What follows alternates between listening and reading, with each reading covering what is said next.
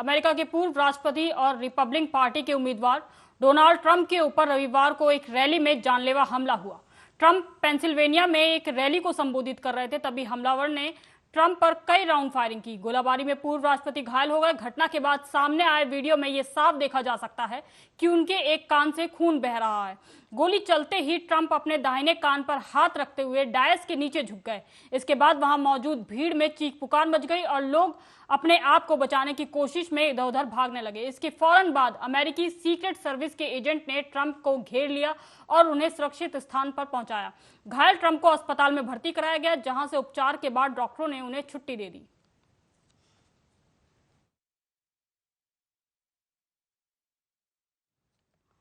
तो वहीं अमेरिका में पूर्व राष्ट्रपति डोनाल्ड ट्रंप पर हुए हमले को लेकर पीएम मोदी ने भी चिंता जताई। उन्होंने सोशल मीडिया पर लिखा, मैं मेरे मित्र पूर्व राष्ट्रपति डोनाल्ड ट्रंप पर हुए हमले से बेहद चिंतित हूं।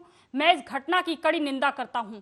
राजनीति और लोकतंत्र में हिंसा की कोई जगह नहीं है। उनके शीघ्र स्वस्थ होने की कामना करता हूं। हमारी संवेदनाएं और प्रार्थनाएं मृतकों के परिवार, घायलों और अमेरिकी लोगों के साथ है। इस हमले को लेकर अमेरिकी राष्ट्रपति जो बाइडेन ने भी चिंता जाहिर की है और कहा कि वो प्रार्थना कर रहे हैं कि डोनाल्ड ट्रंप जल्द से जल्द ठीक हो जाएं। तो वहीं अमेरिका में पूर्व राष्ट्रपति डोनाल्ड ट्रंप पे हुए हमले को लेकर कांग्रेस नेता राहुल गांधी ने भी चिंता जाहिर की है। कांग्रेस नेता राहुल गांधी ने सोशल मीडिया पर पोस्ट शेयर करके इस हमले को लेकर चिंता जाहिर की। राहुल गांधी ने सोशल मीडिया पर लिखा कि मैं पूर्व अमेरिकी राष्ट्रपति डोनाल्ड ट्रंप की हत्या के प्रयास से बेहद चिंतित हूं। ऐसे कृत्यों की कड़े शब्दों में निंदा की जानी चाहिए। उनके शीघ्र और पूर्ण स्वस्थ होने की कामना करता हूं।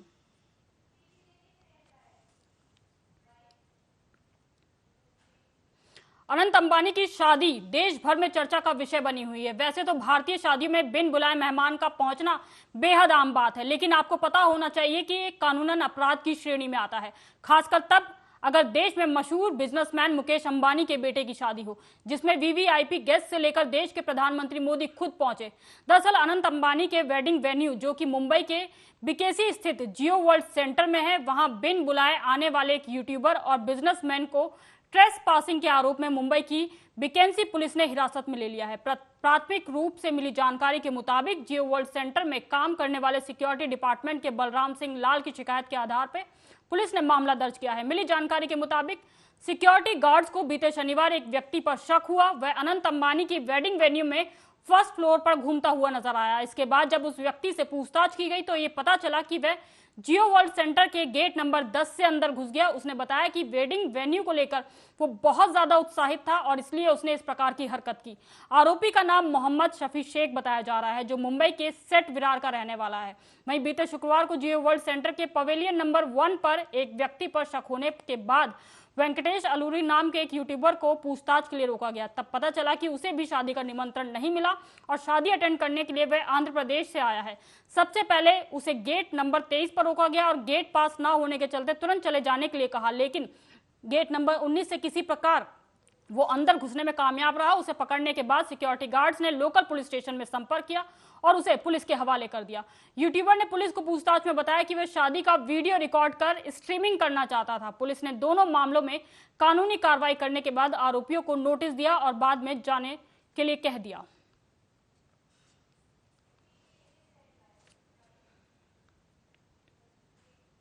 झारखंड के रांची में राष्ट्रीय स्वयंसेवक संघ यानी कि आरएसएस की वार्षिक प्रांत प्रचारक बैठक हुई। इसके बाद अखिल भारतीय प्रचार प्रमुख सुनील आम्बेडकर ने कहा कि संघ में लगभग दोगुने नए युवा प्रशिक्षण ले रहे हैं। उन्होंने कहा कि संघ में लगभग दोगुने नए युवा प्रशिक्षण ले रहे हैं। कुल मिलाकर यह स्पष्ट रूप से दिखाई दे रहा है कि कैसे युवा संघ की विचारधारा, संघ के काम और राष्ट्र के लिए समर्पित रूप से काम करने के तरीके से आकर्षित हो रहे हैं।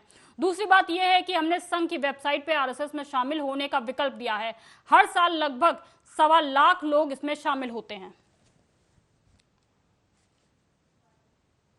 सामान्य स्वयंसेवक के लिए 3 दिन का एक प्रारंभिक वर्ग होगा, फिर 7 दिन का एक प्राथमिक वर्ग होगा और उसके बाद 15 दिन का संघ शिक्षा वर्ग होगा। तो इस बार संघ शिक्षा वर्ग 15 दिन के देश भर में संपन्न हुए हैं और प्रारंभिक वर्ग 3 दिन के इनका भी प्रारंभ पहली बार संघ के प्रशिक्षण वर्ग में शुरुआत हुई है। तो इस बार का जो अभी जानकारी अभी तक प्राप्त हुई है, तो संघ शिक्षा वर्ग यानी जिनके आयु 40 से नीचे होती है, ऐसे लोगों के लिए जो वर्ग होते हैं जिनमें एवरेज मतलब जो उम्र होती है वो सामान्यतः 20 से 22 तक ये उम्र जाती है। तो ऐसे लोगों के सामान्य संघ शिक्षा वर्ग 60 इस देश भर में हुए हैं और जो कार्यकर्ता विकास वर्ग 11 हुए हैं और एक वर्ग नागपुर में हुआ है जो जिसको पहले तृतीय वर्ष कहते थे, अब कार्यकर्ता विकास वर्ग द्वितीय सामान्य हुआ है। पेरिस ओलंपिक में भाग लेने वाले खिलाड़ियों को बधाई देते हुए हरियाणा के पूर्व मुख्यमंत्री भूपेंद्र सिंह हुड्डा ने कहा कि हमारी सरकार ने राज्य में खिलाड़ी बनाए थे और ये सरकार युवाओं को नशेड़ी बना रहे हैं। साथ ही कहा कि हमारे कार्यकाल में प्रति व्यक्ति आय और निवेश को लेकर नंबर 1 पर था और बेरोजगारी में अब आगे हो गया है। और क्या कुछ कहा, सुनिए आप। में तो शुभकामनाएं हैं, क्योंकि ये जब हमारे सरकार है यही हमने बनाया था कि युवाओं को हम खेल की तरफ ले जाएं ताकि नशे से बचें। देखिए मौजूदा सरकार है, हमने तो खिलाड़ी बनाए थे, ये नशेड़ी बना रहे हैं। अच्छा है, हमारे ये श्रेय जो है हरियाणा। मैंने कहा ना 2014 में प्रति व्यक्ति आय, प्रति व्यक्ति निवेश, कानून व्यवस्था, खेल खिलाड़ी, नौकरी देने में हरियाणा नंबर 1 था। आज बेरोजगारी में ये जो हमारी खेल नीति थी उसमें भी तब्दील कर दिया। बहुत सारे खिलाड़ियों के इनाम पड़े हैं जो उनके नीति के हिसाब से मिलना चाहिए, अब भी नहीं मिल रहा। सरकार को तुरंत सबका देना चाहिए और खिलाड़ियों को प्रोत्साहन देना चाहिए। विधानसभा उपचुनाव परिणाम पर छत्तीसगढ़ के पूर्व मुख्यमंत्री और कांग्रेस नेता भूपेश बघेल ने कहा कि जब आम चुनाव नहीं होते और उपचुनाव होते हैं तब भाजपा इस तरह से पिछड़ जाती है। 4 जून के नतीजों से पता चला कि जनता ने पीएम मोदी की गारंटी से इनकार कर दिया है। इसका अर्थ यह है कि भाजपा का जनाधार लोकसभा और राज्यसभा में खिसक रहा है। देखिए, जब आम चुनाव नहीं होते और जब इस प्रकार से उपचुनाव होते हैं, भारतीय जनता पार्टी बुरी तरह से पिछड़ जाती है। आप राजस्थान में आप देखें, आपने उसको मंत्री बनाया, मंत्री के रूप में चुनाव लड़ाया, लेकिन वो फिर भी हार गए। तो ये बहुत सारे संकेत। एक बात तो ये है कि मोदी अभी जो 4 जून का जो रिजल्ट आया उससे जो मोदी की गारंटी है उसे जनता ने अस्वीकार कर दिया। 400 पार की बात करते थे तो 240 में आकर अटक गए। और अभी जब विधानसभा के उपचुनाव हुए उसमें 13 में केवल 2 सीटों जीत पाए, बचत विरोधी दल जीते हैं। इसका मतलब यह है कि उसका जनाधार खिसक रहा है, लोकसभा में भी और राज्यों में भी। ये स्थिति दर्शाता है। दूसरी तरफ ये भी ये संकेत देता है कि जब बड़े चुनाव होते हैं तब शायद ईवीएम का खेल होता होगा, या ऐसे चुनाव होते हैं उसमें तो कहीं नहीं, चाहे वो बद्रीनाथ की बात करो, चाहे वो हिमाचल की बात करो, चाहे उत्तराखंड की बात करो, चाहे कहीं बात करो, भाजपा के खिलाफ में फैसला आते हैं। हरियाणा पुलिस को रविवार को बड़ी सफलता हाथ लगी है। पुलिस की स्पेशल टास्क फोर्स ने 2 लाख रुपए के इनामी गैंगस्टर राकेश उर्फ काला खेरमपुरिया को गिरफ्तार कर लिया है। एसटीएफ के उप महानिरीक्षक सिमरदीप सिंह ने खुद प्रेस कॉन्फ्रेंस कर इसकी जानकारी दी है। गैंगस्टर कारा ने हत्या और लूट जैसी 20 से ज्यादा वारदातों को अंजाम दिया है। साल 2015 में हत्या के मामले में राजस्थान की कोर्ट ने उसे आजीवन कारावास की सजा सुनाई थी। 2015 में आजीवन कारावास की सजा मिलने के बाद साल 2020 में उसे पेरोल मिली। उसके बाद से वो फरार हो गया था। फरार होने के दौरान उसने हरियाणा और राजस्थान में कई वारदातों को अंजाम दिया। इसके बाद वो फर्जी दस्तावेजों के आधार पर पासपोर्ट बनवाकर 2023 में विदेश भाग गया और विदेश से उसने अपने आपराधिक गिरोह का संचालन करने लगा और स्थानीय गिरोह के साथ मिलकर हिंसक वारदातों को अंजाम देता था। हरियाणा पुलिस की स्पेशल टास्क फोर्स ने कुख्यात अपराधी राकेश काला खैरमपुरिया की सफल गिरफ्तारी के साथ एक महत्वपूर्ण उपलब्धि हासिल की है। राकेश, जिसे काला खैरमपुरिया के नाम से भी जाना जाता है, एक गंभीर और हिंसक अपराधों में व्यापक रूप में शामिल था और सन 2020 में पैरोल पर रिहा होने के उपरांत भगौड़ा होकर पुलिस की गिरफ्त से बच रहा था। इस दौरान उसने भारत में रहते हुए और बाद में विदेशों जैसे यूएई, आर्मेनिया और थाईलैंड जैसे देशों में रहकर भारत में आपराधिक गतिविधियों को अंजाम देना जारी रखा। राकेश का आपराधिक रिकॉर्ड सन 2014 से शुरू हुआ और उसके ऊपर डकैती, लूट, हत्या और अवैध हथियार रखने जैसे अपराधों के लिए उपयोग अंकित किए गए। अंततः उसे 2015 में पुलिस थाना बादरा, जिला हनुमानगढ़ में एक मर्डर के केस में 2018 में आजीवन कारावास की सजा सुनाई गई और 2020 में 2020 तक सजा काटने के बाद उसे पेरोल पर रिहा किया गया, परंतु उसने अभी कभी वापस रिपोर्ट नहीं किया। केरल की राजधानी तिरुवनंतपुरम में मध्य में स्थित अमाजयाचन नहर में शनिवार सुबह एक श्रमिक लापता हो गया। पुलिस ने जानकारी जॉय नामक एक अस्थायी ठेका कर्मचारी और 2 अन्य लोगों के साथ नहर में थम्पनूर हिस्से की सफाई कर रहा था, तभी भारी बारिश के कारण पानी का जो प्रवाह है वो बढ़ गया। सहकर्मियों ने बताया कि पानी का प्रवाह बढ़ने पर हम नहर से बाहर निकल आए, लेकिन जॉय नहीं निकल सका, आगे की तरफ बह गया। नहर प्लास्टिक और ठोस कचरे से भरी हुई है, जिससे बचाव अभियान मुश्किल हो रहा है। रेस्क्यू ऑपरेशन में रोबोट की मदद ली जा रही है। कर्मचारी प्लास्टिक कचरे को हटाने के लिए नहर में उतरे थे।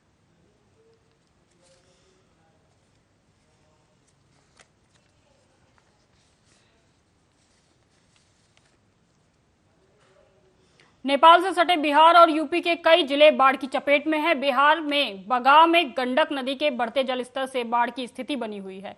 राज्य की 7 नदियां घाघरा, गंडक, बागमती, कमला बलान, कोसी, महानंदा और परमान नदी खतरे के निशान से ऊपर हैं। यहां पिछले 48 घंटों में 25 लोगों की मौत बिजली गिरने से हुई है। उधर यूपी में सबसे ज्यादा खराब स्थिति पीलीभीत, लखीमपुर खीरी और शाहजहांपुर की है। यहां 20 लाख लोग बाढ़ से प्रभावित हैं। इटावा के कई निचले इलाकों में पानी भरा हुआ है। यहां रविवार को रोडवेज बस आधी डूब गई। 2 घंटे तक यात्री बस में फंसे रहे, बाद में बस को रेस्क्यू कर बाहर निकाला गया।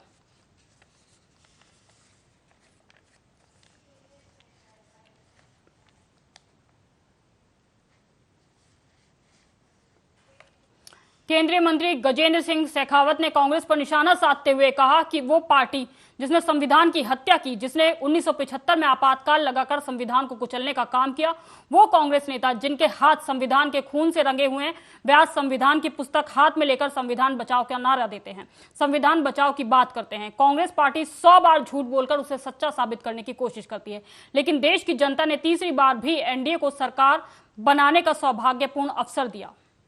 हत्या के खून से रंगे हुए हैं, वो आज संविधान की पुस्तक हाथ में। क्योंकि कांग्रेस ने जिस तरह से झूठ बोलने का काम किया, वो कांग्रेस पार्टी जिसने संविधान की हत्या की, जिसने 1975 में संविधान आपातकाल लगाकर संविधान को कुचलने का काम किया, संवैधानिक संस्थाओं को दबाने कुचलने का काम किया, संवैधानिक संस्थाओं का चीरहरण किया, वो कांग्रेस पार्टी और उसके नेता अब संविधान की पुस्तक हाथ में लेकर के, जिन लोगों के हाथ संविधान की हत्या के खून से रंगे हुए हैं, वो आज संविधान की पुस्तक हाथ में लेकर के संविधान बचाओ का नारा देते हैं, संविधान बचाओ की बातें करते हैं। इस तरह के झूठ बोल करके, झूठा नैरेटिव फैला करके इस विधानसभा चुनाव में कि आरक्षण समाप्त हो जाएगा, इस तरह। हरियाणा के अंबाला शहर में रविवार को राहगिरी कार्यक्रम में सीएम नायब सिंह सैनी शामिल हुए। उन्होंने इस मौके पर परिवहन राज्य मंत्री असीम गोयल के साथ साइकिल भी चलाई और एक पौधा मां के नाम मुहिम की शुरुआत की। इस दौरान 500 के करीब स्कूली छात्र भी मौजूद रहे। कार्यक्रम में पहले पुलिस कर्मियों द्वारा मुख्यमंत्री को सलामी दी गई, इसके बाद साइकिल रैली को झंडी दिखाई गई। मुख्यमंत्री और परिवहन मंत्री खुद भी साइकिल रैली में शामिल हुए। अंबाला में सीएम नायब सिंह सैनी ने पौधारोपण कर एक पौधा मां के नाम अभियान की शुरुआत की। इस मौके पर सीएम ने प्रदेशवासियों को ज्यादा से ज्यादा पेड़ लगाने का संदेश दिया। उन्होंने कहा कि ज्यादा से ज्यादा पेड़ लगाकर ही हम प्रकृति का संतुलन बनाए रख सकते हैं। चाहे हमारे युवा साथी हैं, उन्होंने भी अपनी प्रतिभा का लगभग 23 आइटमें ऐसी थी, उनका यहाँ पर प्रदर्शन किया है राहगिरी कार्यक्रम में, क्योंकि एकता और प्रेम की भावना झलकती है।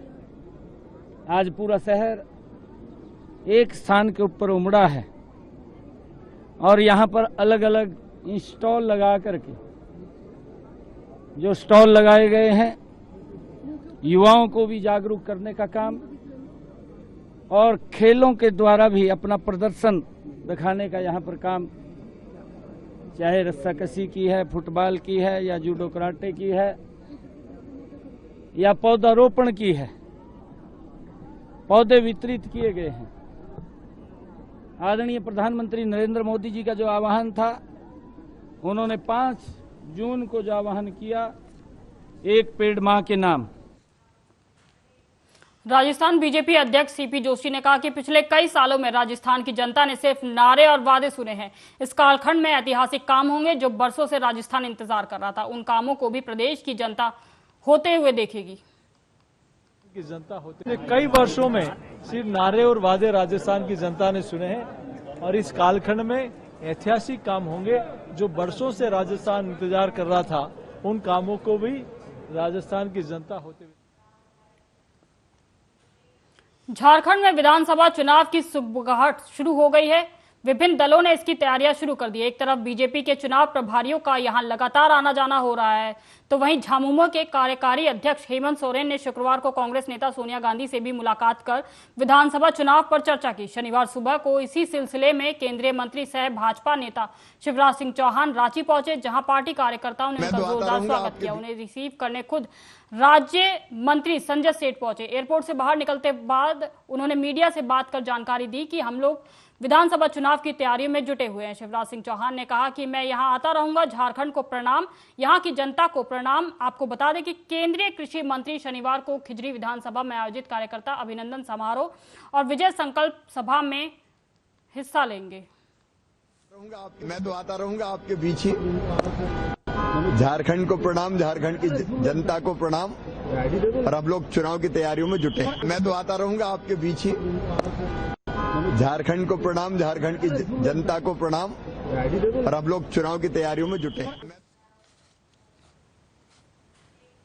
ग्वालियर में निकाली गई भगवान जगन्नाथ की रथ यात्रा में मुख्यमंत्री डॉक्टर मोहन यादव शामिल हुए। मुख्यमंत्री डॉक्टर मोहन यादव देर रात लगभग 11 बजे ग्वालियर के सराफा बाजार में पहुंचकर भगवान जगन्नाथ की आरती उतारी और पूजा अर्चना कर प्रदेश की खुशहाली के लिए प्रार्थना की। साथ ही स्वर्ण झाड़ू से भगवान जगन्नाथ रथ यात्रा के मार्ग की सफाई की। इसके बाद विधानसभा अध्यक्ष नरेंद्र सिंह तोमर के साथ भगवान जगन्नाथ के रथ को खींचकर आगे बढ़ाया। यात्रा निकालने का जो उपक्रम किया है, मैं अपनी ओर से इस्कॉन इंटरनेशनल के इस पूरे अभियान में शामिल हुआ। मेरी अपनी ओर से बधाई और भगवान की कृपा सब पे बनी रहे। इस अवसर पर हमारे माननीय विधानसभा अध्यक्ष श्रीमान नरेंद्र सिंह जी तोमर, हमारे माननीय सांसद भारत सिंह जी, यहाँ के जिला अध्यक्ष अभय सिंह जी, हमारे अपने रामू भैया जो पूरे अभियान के सूत्रधार है। भगवान कृष्ण की कृपा बनी रहे। हमारी हिंदू सनातन संस्कृति में भगवान कृष्ण, बलराम और सुभद्रा की जगन्नाथ रथ यात्रा की तरह ग्वालियर में 5वां साल हुआ है। दिनों दिन ये और इसका वैभव बढ़ता रहे और भगवान की कृपा हम सब पे बनी रहे। अब खबर यूपी के अलीगढ़ से, जहां थाना पिसावा इलाके के खुर्जा रोड पर बाइक सवार 2 चचेरे भाइयों को एक टाटा मैजिक ने टक्कर मार दी, जिसके बाद दोनों भाइयों की मौत हो गई।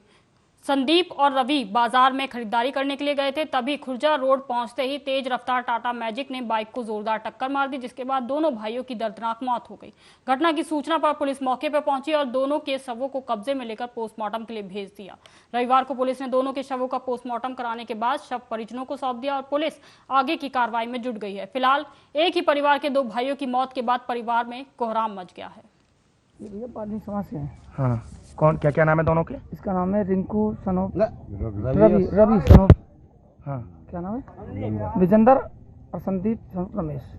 कौन है ये आपस में दोनों? चचेरे भाई हैं दोनों। क्या हुआ है, कैसे डेथ हुई है? मोटरसाइकिल से पिसावा जा रहे कुछ सामान लेने, मैक्स ने टक्कर मार ली। किस जगह की घटना है? ये कमांडो होटल। किस रोड पे है ये? पिसावा खुर्जा मार्ग पर। पिसावा से 2 किलोमीटर आगे। तो दोनों की मौके पे ही मौत हो गई थी? दोनों मौके पे। तो पुलिस को कोई शिकायत तो दी है? अब सभी दे दी, पुलिस भी मौके पे पहुंच गई। जिसने से किया अभी हाथ नहीं आया वो, जिसने टक्कर मारी है वो हाथ नहीं आया है। हाँ, पुलिस लग रही है अभी तक। पुलिस में आपस में दोनों भाई लगते हैं भाई। घटना किस वक्त की है ये? करीब 7:45 कल की। हाँ, 7:45 करीब। बहरहाल अभी के इस बुलेटिन में बस इतना ही। देश दुनिया की तमाम खबरों के लिए आप देखते रहें आर्या न्यूज।